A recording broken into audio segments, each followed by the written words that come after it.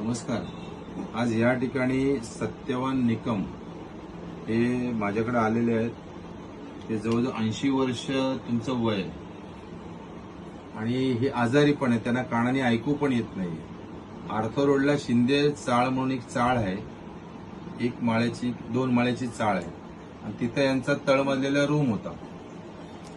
तिथे एक उत्सव हॉटेल आहे आणि त्या उत्सव हॉटेलमध्ये ते मालक शशांक शिंदे तिथे राहतात. 2006 पासून ते 2022 पर्यंतचं भाडे आणि 30,000 रुपये एक रकमी त्यांना दिलेले आहे.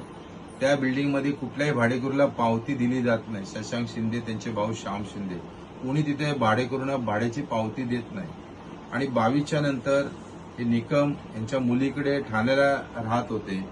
आता ठाण्याला राहत असताना या घरामध्ये त्यांचं जाणं येणं होतं, पण फसवून शशांक शिंदेंनी त्या रूमचा कब्जा कसा मिळेल आपल्याला, तो रूम आपल्या ताब्यात कसा मिळेल हे बघण्यासाठी शशांक शिंदेंनी यांच्यावरती ताबा मिळवला, केस केली.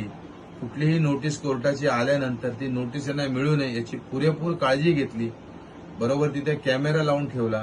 हे ज्या वेळेला तिथे जायचे, दरवाजा उघडायचे, बघायचे, तर तिथे कधी त्यांना नोटीस भेटली नाही म्हणून यांनी वकील केला नाही, कोर्टात गेले नाही. आज यांचं घर शशांक शिंदेंनी ताब्यात घेतलंय. कोर्टाची ऑर्डर आणली. पोलीस त्याच्यामध्ये आगरीपाडा पोलीस स्टेशनचे गेलेत की नाही ताबा घ्यायला माहिती नाही, परंतु त्यांनी ऑर्डर आणली. मी आता देवदत्त सत्यवान निकम यांच्या पत्नी या ठिकाणी, जरा तुम्ही काय सांगाल, काय तुमच्यावर अन्याय झालेला आहे ताई?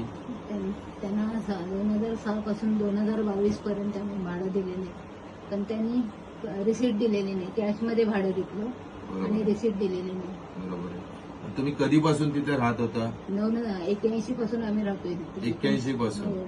म्हणजे 19 आणि हे 25, म्हणजे जवळजवळ तुम्ही तिथे 44 वर्ष राहत होतात आणि तुम्ही त्यांचं भाडं पण देत होता. भाडं तर 22 पर्यंत घेतलंय त्यांनी. हा, मग पुढे आणि सगळ्यांचं भाडं ते पावती हा, देत देत नाहीत, नाही. कॅशमध्ये भाडं घेतात. हो. आणि तुम्हाला ही नोटीस आली किंवा काय आलं, तुम्हाला काय समजलं काय कोर्टाची? नाही, काहीच नाही. अंदाजच काही दिला नाही, माहितीच नाही. आणि आता काय केलं, तुमचं घर ताब्यात घेतलं? हो, लॉक फोडलं. आमचं लॉक होतं ते फोडलं आणि आपलं लॉक. आणि तुमच्या घरामध्ये सर्व सामान आहे? सामान आहे. हो. सर्व घरामध्ये त्यांचं सामान आहे. म्हणजे अशा प्रकारे अन्याय होतोय. माझी कोर्टाला विनंती राहील की अशा गरीब कुटुंबाला, की ज्यांना आता ऐकायला येत नाही, हे जाणार कुठे? त्यांची मुलगी ठाण्याला असते. त्यांचं स्वतःचं तुमचं कुठलं दुसरं घर आहे का?